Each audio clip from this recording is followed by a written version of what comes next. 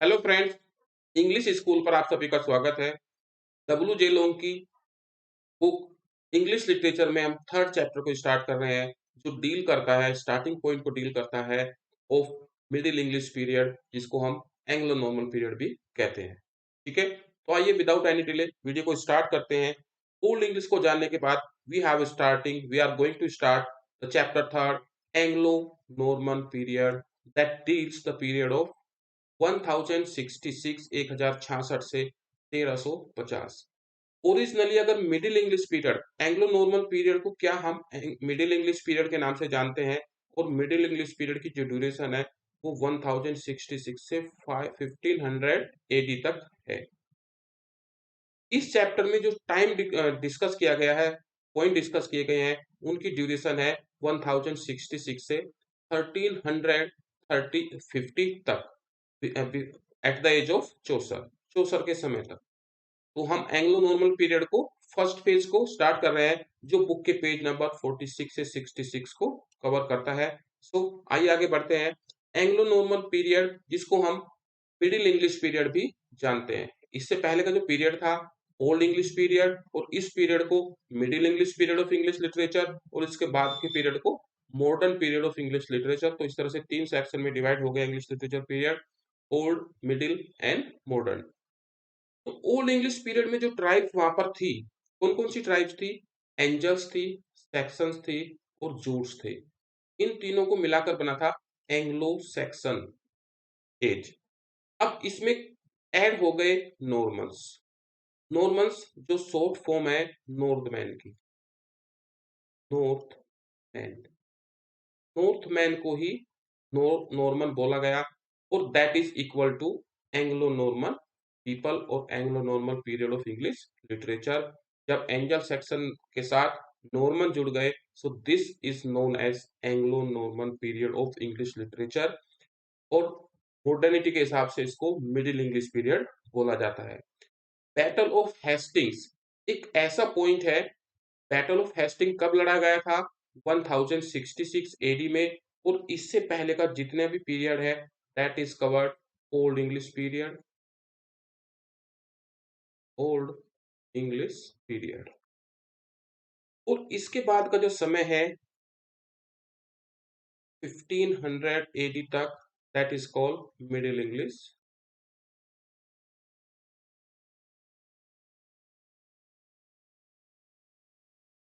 क्योंकि एंजल्स और सेक्शन की तरह, जैसे ओल्ड इंग्लिश में एंजल और सेक्शन आए थे ब्रिटेन में, ऐसे ही नॉर्मन्स आए, उन्होंने एंजल्स, जूट्स और सेक्शन को हराकर वहां पर जीत हासिल कर ली, कंट्रोल अपने हाथ में ले लिया। किस लोगों ने? नॉर्मन्स ने। तो उन्हीं के नाम पर इसको बोला गया एंग्लो नॉर्मन पीरियड। अब वो सब मिक्स हो गए, शासन हो गया नॉर्मन्स का। तो इस पॉइंट को जो डिवाइड करता है ओल्ड इंग्लिश और मिडिल इंग्लिश को, इसको डिवाइड करता है बैटल ऑफ हेस्टिंग्स, जो कब लड़ा गया था? 1066 एडी में। आगे देखते हैं इस मिडिल इंग्लिश पीरियड को, इस मिडिल इंग्लिश पीरियड को तीन पार्ट्स में डिवाइड किया गया है। The first is before Chaucer and age of Chaucer and after Chaucer. और चौसर की एज मानी जाती है 1340। ये हमेशा डाउटफुल है, इनका एग्जैक्ट ईयर किसी को मालूम नहीं है। तो 1340 से 1400 तक का पीरियड को बोलते हैं एज ऑफ चौसर। और उससे पहले जो पीरियड है बैटल ऑफ हेस्टिंग से लेकर 1340 तक का period before Chaucer, age of Chaucer, और उसके बाद 1400 से 1550। यहाँ पर ऊपर 1500 लिखा है, लेकिन इसको रिवाइवल पीरियड, बैरन पीरियड के नाम से जानते हैं। तो ये कवर करता है 1400 से 1550 तक के पीरियड को, जिसके बाद फिर स्टार्ट हो जाती है एलिजाबेथन एज और मॉडर्न पीरियड। तो इस एंग्लो सैक्सन पीरियड को, सॉरी एंग्लो नॉर्मन पीरियड को, या मिडिल इंग्लिश पीरियड जिसको बोलते हैं, इसको तीन पार्ट्स में डिवाइड कर दिया गया है, और इसकी मेजर इवेंट्स अब हम स्टार्ट कर रहे हैं। तो मेजर इवेंट्स में हम जानेंगे नॉर्मन्स के बारे में, नॉर्मन कंक्वेस्ट क्या था और उसका क्या इम्पैक्ट पड़ा इस पीरियड में, और लिटरेचर क्या रही एंग्लो नॉर्मन पीरियड की, और साथ साथ मेट्रिकल रोमांस की बात करेंगे। रोमांस जो मॉडर्न इंग्लिश में हम पढ़ रहे हैं, रोमांस ड्रामा पढ़ते हैं, रोमांस इन प्रोज पढ़ते हैं, रोमांस इन वर्स पढ़ते हैं, या रोमांटिक ड्रामा जिसमें आप बात करते हैं, शेक्सपियर के जो लास्ट 4 प्लेस है वो रोमांस ड्रामा को डील करते हैं। तो ये रोमांस कैसे डेवलप हुआ, अगर इसकी पूरी कहानी को समझना है तो आज की वीडियो लास्ट तक जरूर देखिए। नॉर्मन नॉर्मन से स्टार्ट करते हैं। इस मेट्रिकल रोमांस में हम मोर्टेटी ऑथर के बारे में पढ़ेंगे। मोर्टेटी ऑथर जो सिवेलरिक रोमांस के लिए स्टार्ट है, ऑर्थर और उसकी कहानी Gawain poet, Gawain and the Green night.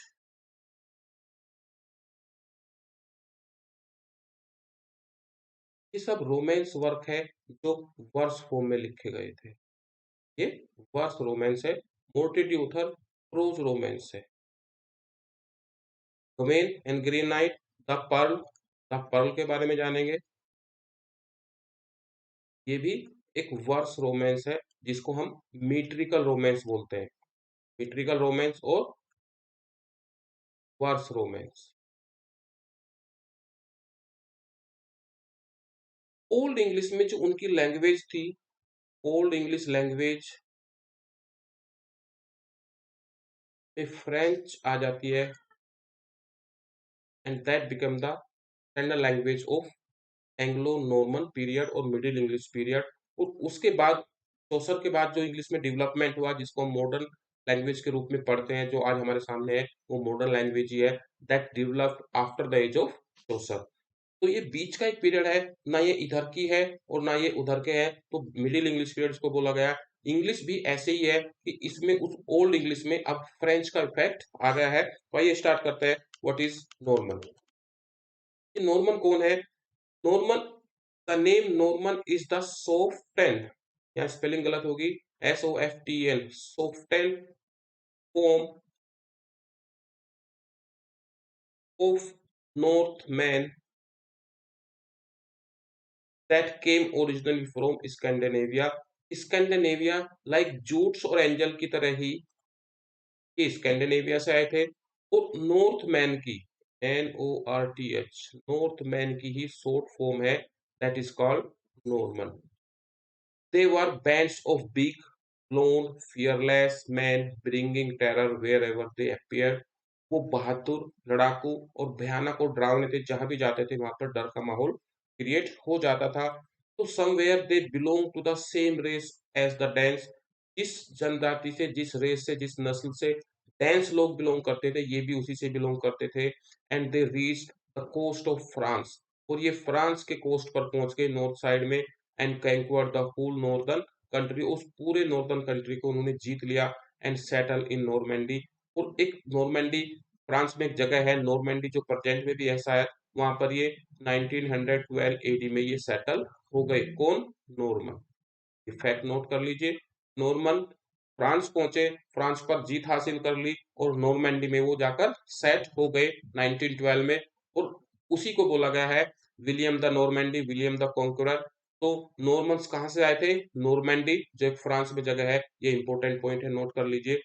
Unlike the dense, dense से अलग, दे promptly abandoned their own civilization। उनकी जो खुद की सिविलाइजेशन थी वो उन्होंने छोड़ दी।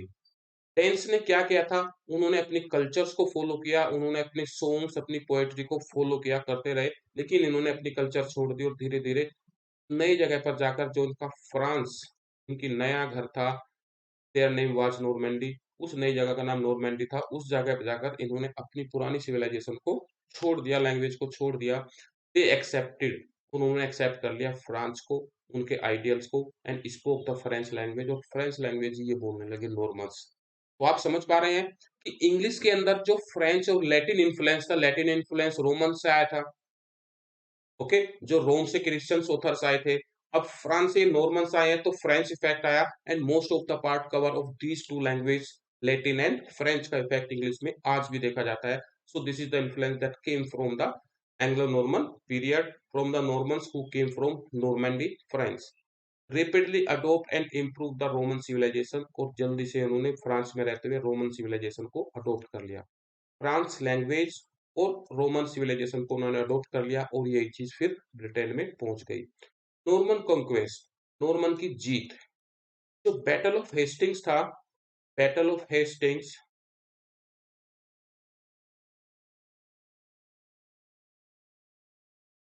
बैटल ऑफ हेस्टिंग्स कब लड़ा गया था? 1066 में। और नॉर्मन के राजा विलियम, यहाँ पर है William the duke of Normandy, Normandy का वो ड्यूक था, at the battle of Hasting in 1066 में लड़ा गया। फैक्ट तो याद हो गया होगा अभी तक। The power of Harold was broken, जो ओल्ड इंग्लिश या एंग्लो सैक्सन का जो लास्ट राजा था, प्रीवियस क्लास में हमने इसके बारे में बात की थी, हेरोल्ड, ये नाम भी आपको याद रखना होगा। वाज ब्रोकन, उसकी पावर कम हो गई थी और विलियम ने उसको हरा दिया water of battle of Hastings में, जो ड्यूक था नॉर्मैंडी का। इस तरह से William from Normandy became the king of England, became the master of England, और इसी को बोला गया विलियम द कंकुरर।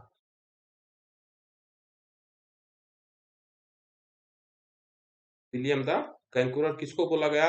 विलियम जो नॉर्मैंडी का शासक था, और वो अब वाटर ऑफ हेस्टिंग्स में इंग्लैंड को जीतकर वहां का शासक बन गया, तो उसको विलियम द कंक्यूरर के नाम से इंग्लिश हिस्ट्री में जाना जाता है। I hope you understood this fact and will remain in your conscious mind. अब इस जीत के बाद जो नॉर्मन कंक्वेस्ट की घटना हुई, जब विलियम वहां का राजा बन गया, क्या इफेक्ट आया? कहाँ से आए थे? ये फ्रांस से आए थे। फ्रांस में रोमन सिविलाइजेशन को उन्होंने अडॉप्ट कर लिया, फ्रेंच लैंग्वेज को उन्होंने इंप्रूव कर लिया, लर्न कर लिया। तो when the Norman French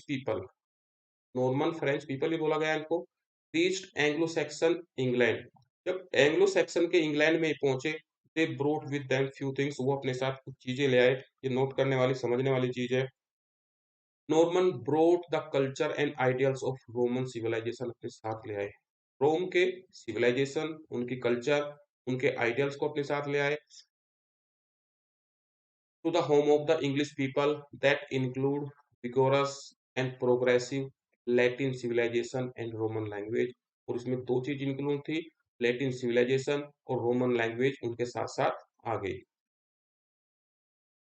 At this critical time, England had produced its best and its own literature and civilization। तो ये ओल्ड इंग्लिश का जो पीरियड है, सॉरी मिडिल इंग्लिश एज का ये पीरियड है, जब नॉर्मन्स ने वहां पर शासन शुरू कर दिया, उनकी लैंग्वेज और उनकी कल्चर आई, तो उस समय इंग्लैंड में बेस्ट और अपनी खुद की लिटरेचर और सिविलाइजेशन इसने प्रोड्यूस की। द मोस्ट, इस पूरे इससे पहले के पीरियड में ये यहाँ तक कि सबसे बेस्ट लिटरेचर लिखी गई। The Norman brought the centralise government, एक पॉलिटिकल पॉइंट ऑफ व्यू से एक सेंट्रलाइज गवर्नमेंट कब शुरू हुई? उससे पहले सब ट्राइब्स में और अलग अलग किंगडम में रहते थे, उनके बीच वार चलता रहता था। लेकिन अब क्या हो गया? नॉर्मन विलियम द कंकरर ने आकर एक सेंट्रलाइज शासन शुरू कर दिया और पूरे उसका किंगडम का कमान अपने हाथ में ले ली। तो सेंट्रलाइज सिस्टम एंग्लो नॉर्मन के समय में यहाँ पर आया। ओवर इट्स ट्राइब्समैन, अपने ट्राइब्समैन के ऊपर उसने सेंट्रलाइज सिस्टम अप्लाई कर दिया इंग्लैंड में। कब? ये कब की बात हो रही है? 11वीं century. The world history shows, इतिहास शो करता है, without a great nationality great literature is impossible, कि जब तक एक ग्रेट नेशनैलिटी नहीं होगी, अगर हम इन 15 अगस्त 1947 से पहले की बात करें, तो इंडिया बटा हुआ था रियासतों में, स्टेट्स में, रियासतों में। तो नेशनलिज्म कहाँ से डेवलप होगा? नहीं हो सकता ना, तो उसको यूनाइटेड करना जरूरी था। ठीक, नॉर्मन ने भी ऐसा ही किया, विलियम ने भी ऐसा ही किया, एक सेंट्रलाइज गवर्नमेंट सिस्टम अप्लाई कर दिया और एक पूरे इंग्लैंड को, उन सब रियासतों को, उन सब स्टेट्स को, उन सब किंगडम को एक जगह कर दिया और उन पर एक सेंट्रलाइज सिस्टम से अपना शासन किया। और जब एक चीज यूनियन में आ जाएगी, तभी नेशनलिटी की फीलिंग होगी, और नेशनलिटी की फीलिंग होगी तो बेस्ट लिटरेचर तभी डेवलप हो सकता है।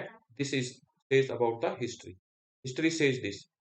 They brought to England the wealth of the new language. Already highlighted part है रेड कलर में, कि वो एक नई लैंग्वेज की वेल्थ लेकर आए, एंड लिटरेचर, साथ में लिटरेचर आई, and our English gradually observe both. और धीरे धीरे जो ओल्ड इंग्लिश थी, उस समय की जो इंग्लिश थी, उसने इस लैंग्वेज को और इस लिटरेचर को, दोनों को एब्जॉर्व कर लिया, और धीरे धीरे उसमें फ्रेंच का इफेक्ट दिखाई देता है इस एज की लिटरेचर में। Four three centuries, 11th, 12th and 13th century तक, इसमें if I am not wrong 1316 तक लगभग ये जो बात लिखी गई है, after the Hastings of battle of Hasting जो 1066 में था, उसके 3 सेंचुरी तक French was the language of upper class of courts and schools and of literature. Literature में, स्कूल्स में, कोर्ट्स में और अपर क्लास की जो लैंग्वेज थी, that was French. That was French.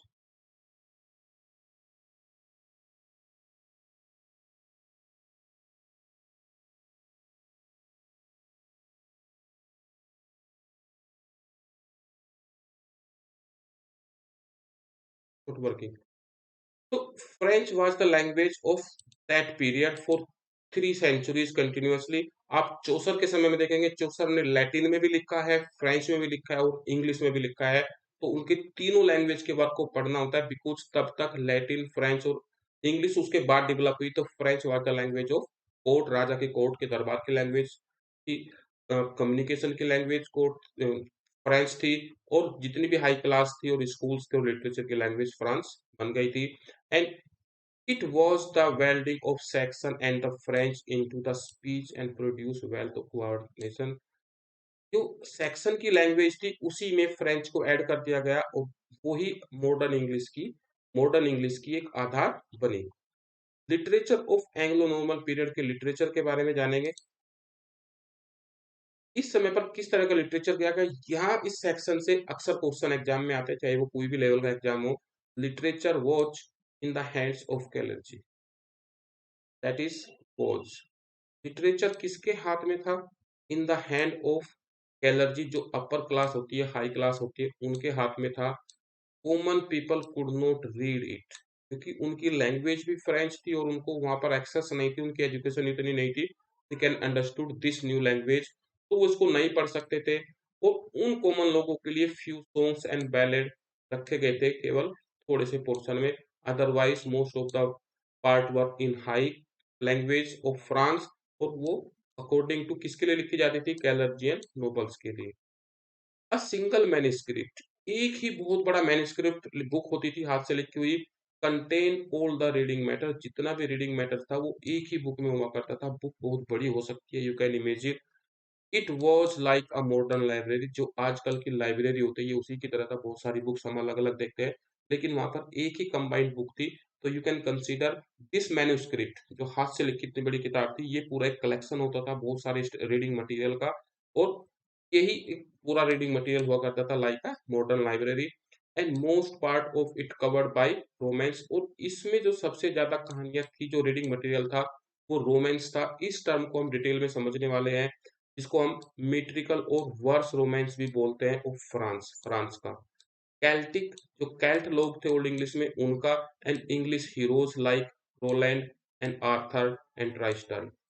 तो इस जो सिंगल मैन्युस्क्रिप्ट की बात की गई है, अगर लिटरेचर की बात कर रहे हैं एंग्लो नॉर्मन पीरियड में, किस तरह का लिटरेचर था? एक सिंगल मैन्युस्क्रिप्ट थी, और जिसमें रोमांस से बहुत सारा सेक्शन को कवर किया गया था। रोमांस क्या होता है? एक मीट्रिकल वर्स में लिखी हुई रोमांस, एक एडवेंचर, लव और चिवेलरी की कहानी, देशभक्ति की कहानी, जो कहाँ की थी? फ्रेंच के मैटर को डील करते थे, कैल्टिक लोगों के मैटर को डील करते थे, और इंग्लिश हीरोज के बहादुरी की कहानियों को उससे भरी हुई होती थी ये मैन्युस्क्रिप्ट।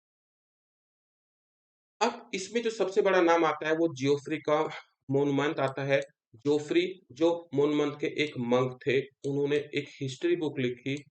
उन्होंने एक हिस्ट्री बुक लिखी जिसका नाम था Historia रेगम Britannia.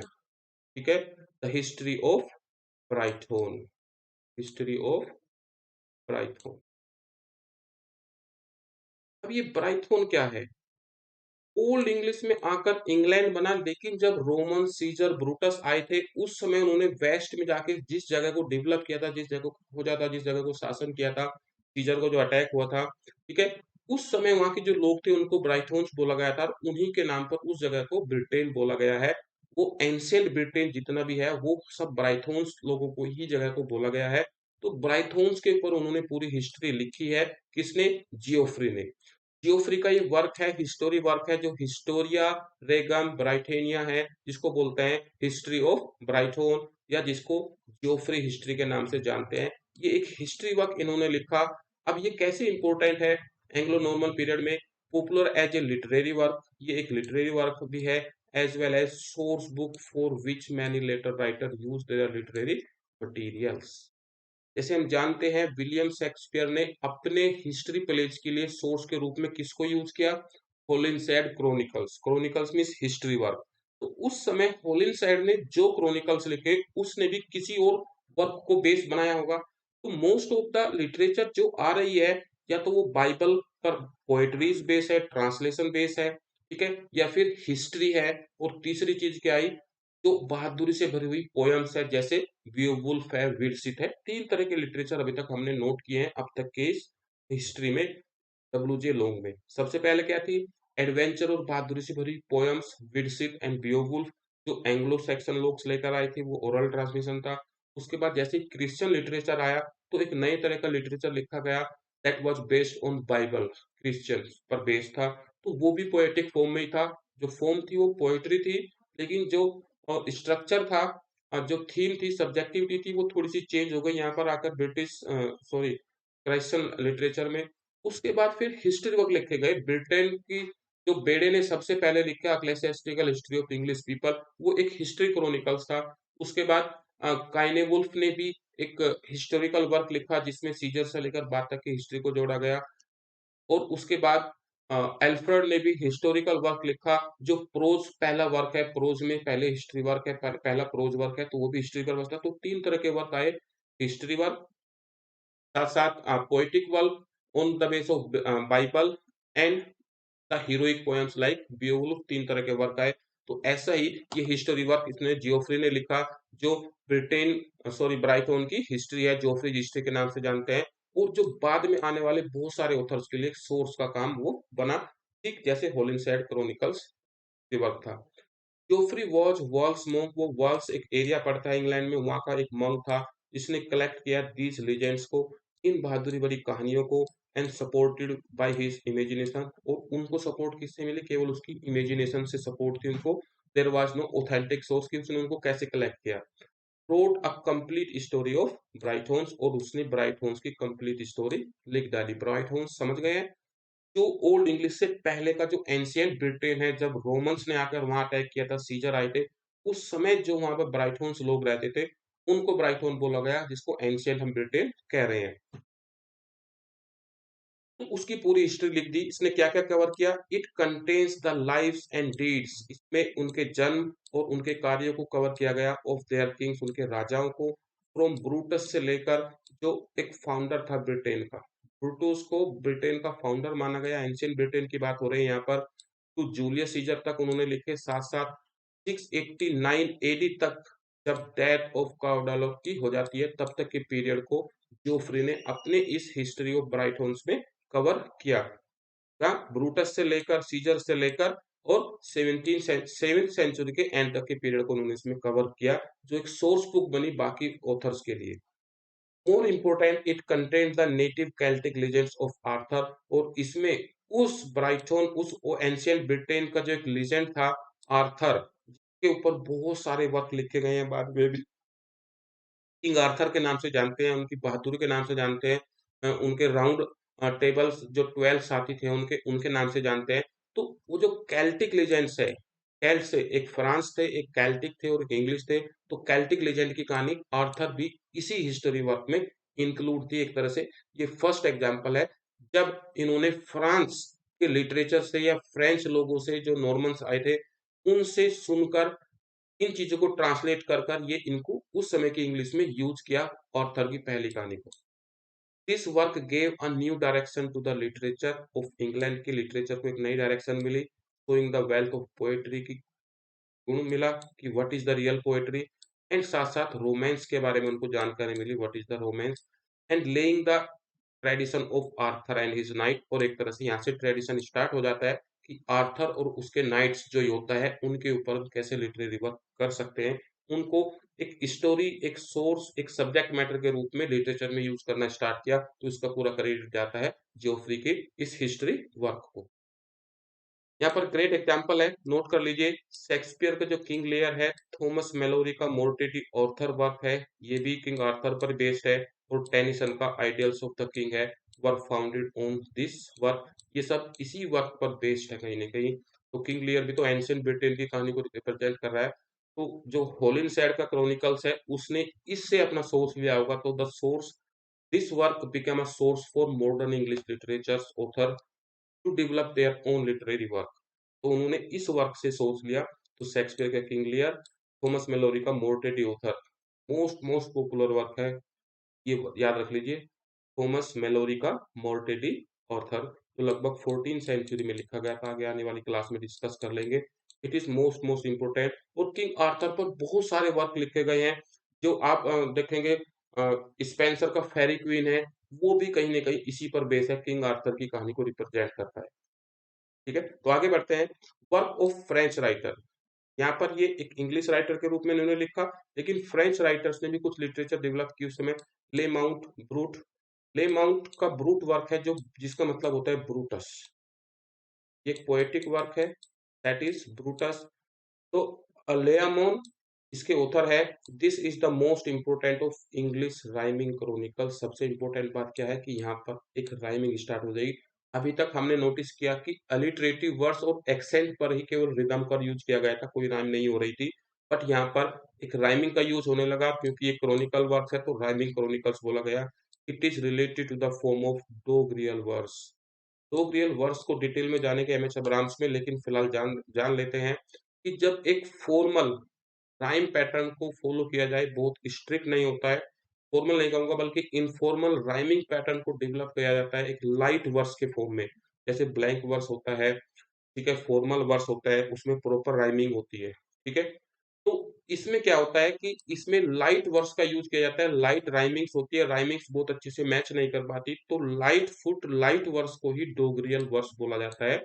Mean it is not a formal way, it is somewhere informal verse.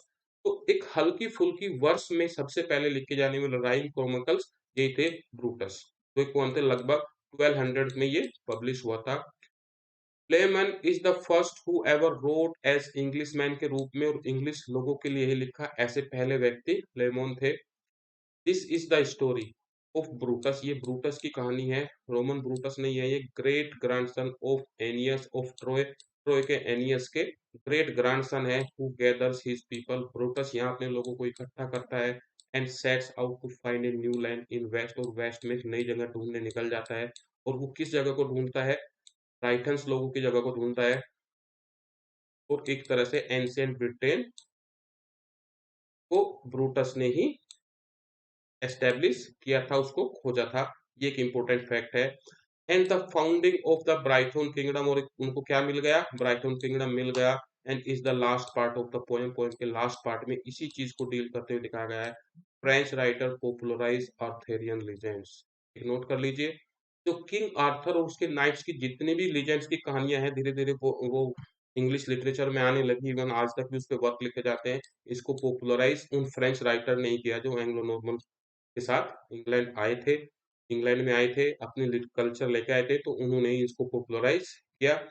मीट्रिकल romance को जल्दी जल्दी समझ लेते हैं। एक मोस्ट मोस्ट इंपोर्टेंट पार्ट है, अगर हम करंट प्रेजेंट लिटरेचर को समझते हैं, इसमें रोमांस वर्क बहुत है, प्रोज रोमांस भी आता है, वर्स रोमांस भी आता है, ड्रामेटिक रोमांस भी आता है। एक most important for modern literature.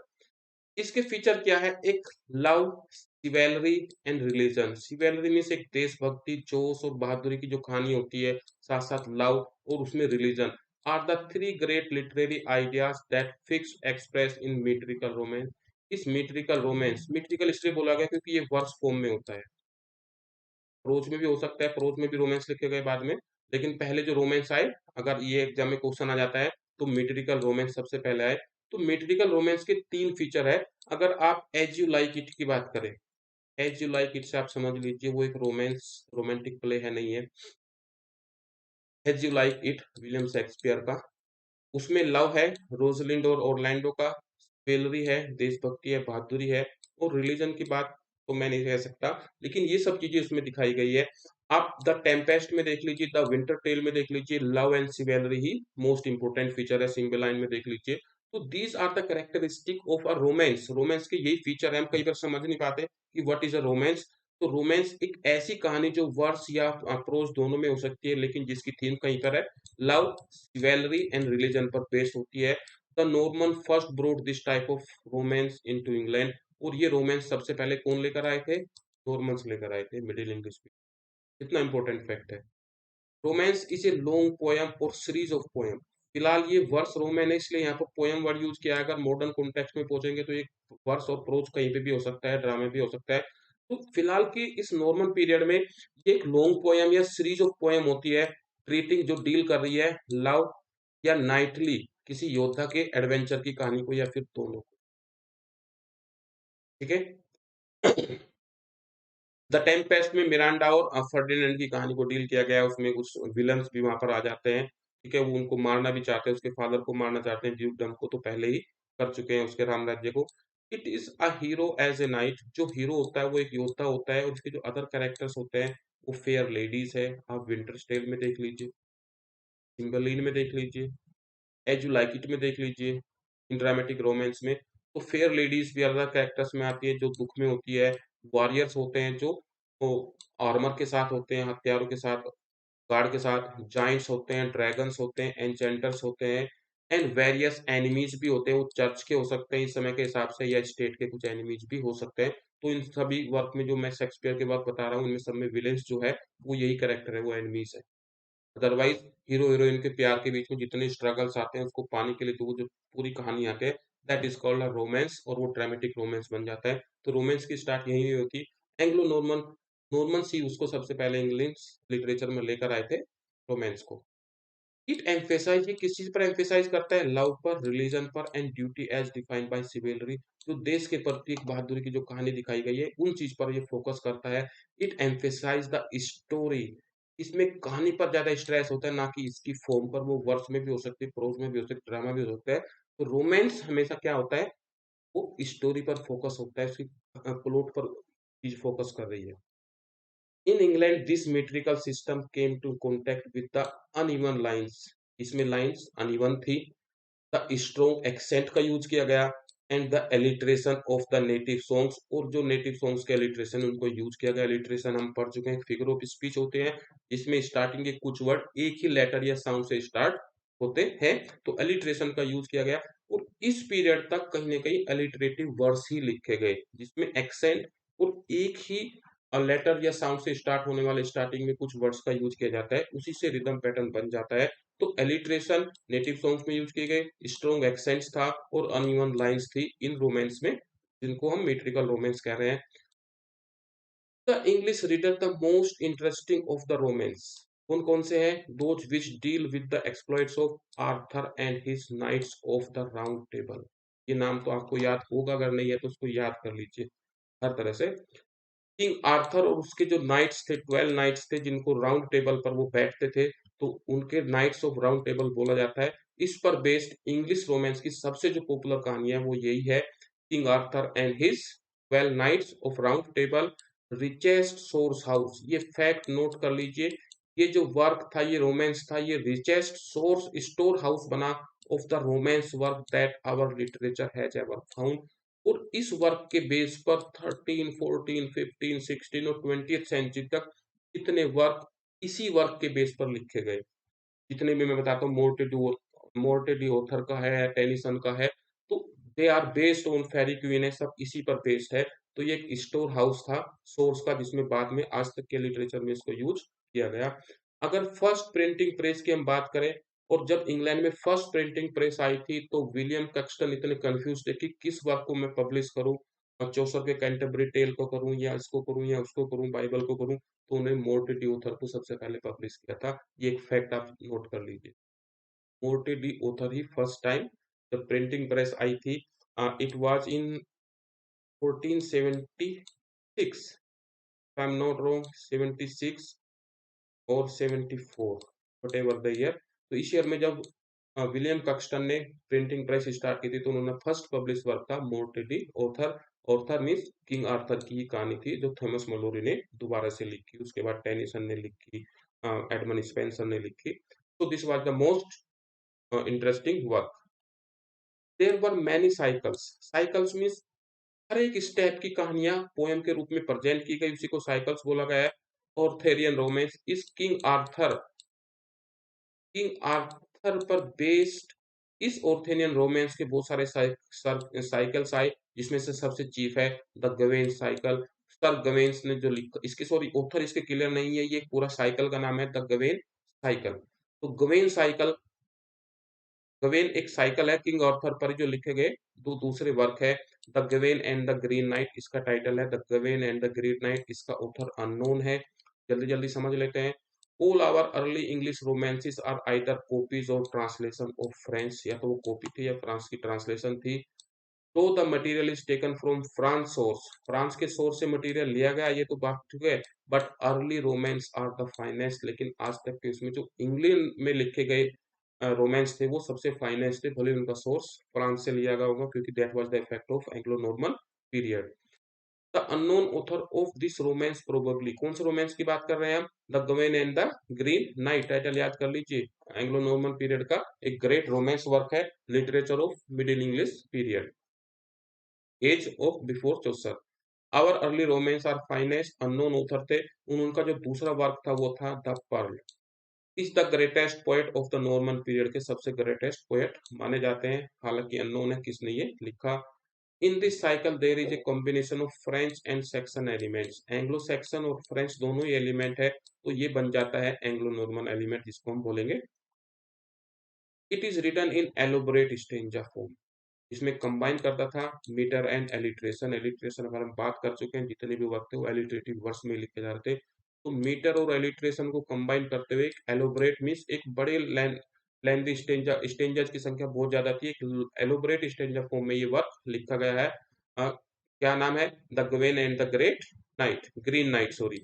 Eight the end of each stanza is a rhymed refrain. Note कर लीजिए, हर एक स्टेंजा के एंड में एक राइम रेफरेंट होता था, कुछ लाइंस जो आपस में मैच करते हैं। रेफरेंट का मतलब जैसे कि मुखड़ा होता है जो बार बार रिपीट होने वाली लाइंस होती है। तो हर एक स्टेंजा के लास्ट में एक ऐसे ही रेफरेन होता था जो राइम्ड होता था, और जिसको हम मॉडर्न इंग्लिश में टेल राइम बोलते हैं। ये टर्म आपसे एग्जाम में पूछा जा सकता है, what is a tail rhyme. किसी स्टेंजा के लास्ट में वो रिपीट होने वाली लाइंस जो आपस में राइम करती हो, that is called tail rhyme. Tail का मतलब यहाँ पूंछ से है, तो आप एंड को समझ ही जाएंगे। स्टेंजा के एंड में जो राइमिंग्स लाइन होती है जो बार बार रिपीट हो रही है पोएम में, पोएटिक वर्क में, that is called tail rhyme. The last work है इस समय का, before the age of Chaucer से, द पर्ल, जिसके उथर अननोन है। द सेम मैन्युस्क्रिप्ट, उसी मैन्युस्क्रिप्ट में जिसमें सर गवेन का साइकिल मिला था, are found three other remarkable poem, उसमें तीन और पोएम मिलती है, रिटन अबाउट तो 1350 के आसपास लिखी गई थी, which are known to us in order as the pearl, the cleanness, the patience। जो फर्स्ट पोएम है is most beautiful and received its name from the translator and editor Richard Morris. 19th century में Richard Morris ने इसको translate किया Anglo Norman language से English में, और इसको नाम भी दिया उन्होंने, उस समय अनटाइटल थी, और इसको जो नाम दिया पेशेंस वो किसने दिया? रिचर्ड मॉरिस ने ही ये नाम इसको दिया 19th सेंचुरी में, 1876 something it is the year when he translated it. Is the paraphrase, एक पैराफ्रेज है जिसमें अपने वर्डों को चेंज कर कर बोला जाता है। द बुक ऑफ जोनाह का, बाइबल का ही एक पार्ट है, उसका पैराफ्रेज है, दूसरे शब्दों में उसी बिब्लिकल चीज को लिखा गया है। क्लीननेस, मोरलाइज, मोरल की बात करते हैं, on the basis of the Bible stories के मोरल की बात करती है। पैराफ्राइज आप मुझे बताइए, ओल्ड इंग्लिश में पैराफ्राइज वर्क किसका था? कमेंट सेक्शन में बताइए अगर आपको अभी याद है। चलिए हम बता देते हैं। फाइने वुल्फ का ये वर्क था पैराफ्राइज, जिसमें जेनेसिस, एक्सोडस और डेनियल की कहानी बाइबल से को रिप्रेजेंट किया गया है, पैराफ्राइज किया गया है। लेकिन दोनों की बात हो गई, क्लीननेस एंड पेशेंस इनकी बात हो गई। अब जो थर्ड पोएम है the Pearl is intentionally human and realistic picture of a father's grief for his little daughter. ये एक ह्यूमन कहानी है, रियलिस्टिक पिक्चर को रिप्रेजेंट करती है, जो एक फादर की कहानी है, एक दुख, फादर के दुख को रिप्रेजेंट करती है जो अपनी छोटी बेटी के प्रति उसको हो रहा है, जिसका नाम मार्गरेट है। और वो एक लाइन यहाँ पर लिख के मेंशन की गई है, माय प्रीशियस पर्ली, इसी से बना है, पर्ल से यानी पर्ली वाइफ स्पाउट, ये लाइन यूज गई। तो पर्ल इसी से बना इस पोएम का नाम। It is the saddest of all our early poems, अब तक की जितनी भी पोएम्स थे उसमें सबसे सैडेस्ट द पर्ल ही है। ठीक है, written by the same author, Gawain and the Green Knight। It is told in a style and meter as Sir Gawain and the Green Knight। ये उसी स्टाइल और मीटर में लिखी गई है जिसमें Gawain and the Green Knight है। तो it is assumed only कि जो ऑथर है दोनों ही बुक के साइकिल के the Gwen and the Green night और थेरियन वर्क है ये ही जिन्होंने ये लिखा है उन्होंने ही द पर्ल लिखा है। So this is the end of period before the age of Chaucer. तो 1340 में चौसर की एज स्टार्ट हो जाती है, तो यहाँ तक के पीरियड को हम यहाँ पे करें। नेक्स्ट एज ऑफ चौसर को नेक्स्ट वीडियो में कवर करेंगे। वीडियो अच्छी लगी है तो hit the like button, I am waiting. Press the like button and don't forget to share the video to your others friends also who are preparing for some study or a competitive exams. Hit the like button. Thank you.